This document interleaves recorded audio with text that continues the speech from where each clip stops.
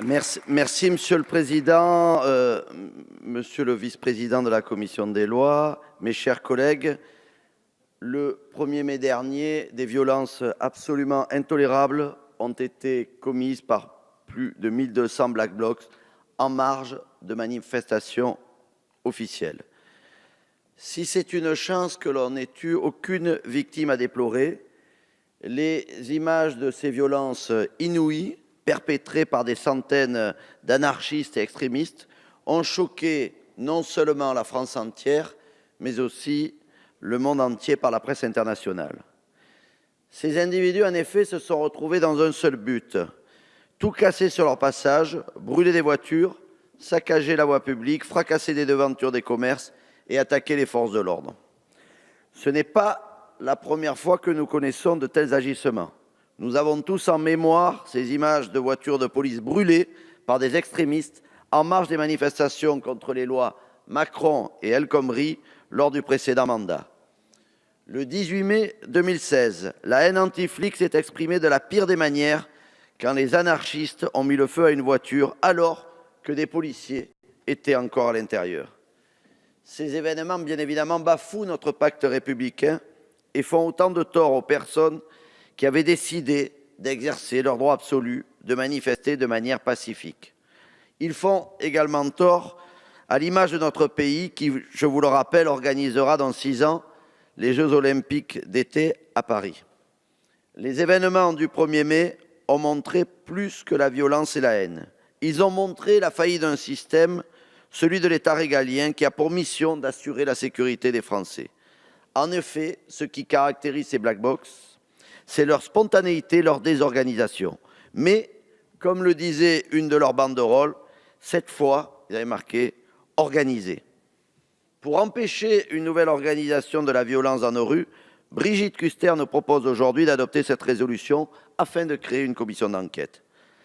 Parce que la grande majorité de ces groupes n'a aucune existence juridique, il est impossible de les interdire. D'ailleurs, quand c'est le cas, elle est largement contournée. Cette commission d'enquête n'aura donc pas pour but de rechercher des associations pour les dissoudre, ce qui serait de manière inefficace.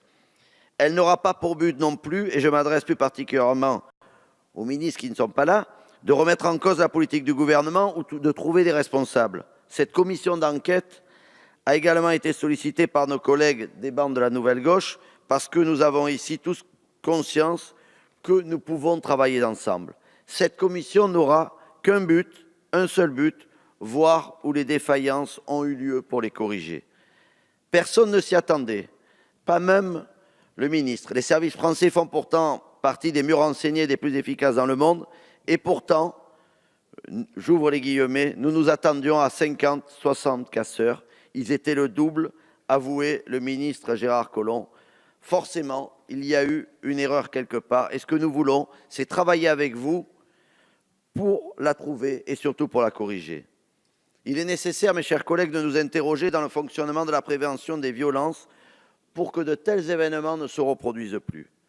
Évidemment, nous ne réglerons pas le problème des Black Blocs à un instant. De plus, il n'y a pas que les Black Blocs qui prônent la haine et font usage de la violence dans l'espace public. Mais ces groupes sont de plus en plus actifs, ils sont de plus en plus déterminés, de plus en plus violents, bref, de plus en plus dangereux.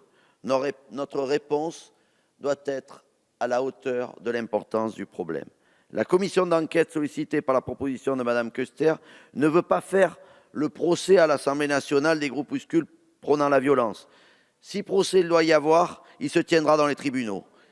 Ici, nous devons travailler pour tirer les conclusions des précédents événements pour qu'ils ne se reproduisent plus. Les Black Blocs resteront des groupes éphémères et désorganisés, ce qui rend plus difficile le travail des forces de l'ordre et des services de renseignement auxquels je veux rendre hommage. Mais nous pourrons, et j'en suis sûr, empêcher leur prochaine organisation préalable, comme cela a été le cas pour le 1er mai. Pour cela, chers collègues, nous avons besoin de vous, et vous pourrez compter sur nous, car il n'y a qu'en travaillant ensemble sur un sujet aussi grave que nous pourrons, je pense, trouver des solutions. Si ces groupes se sont unis et organisés pour apporter la haine dans nos rues, alors nous avons, mes chers collègues, le devoir de nous unir, nous aussi, pour leur apporter une réponse déterminée, afin de ne plus voir notre République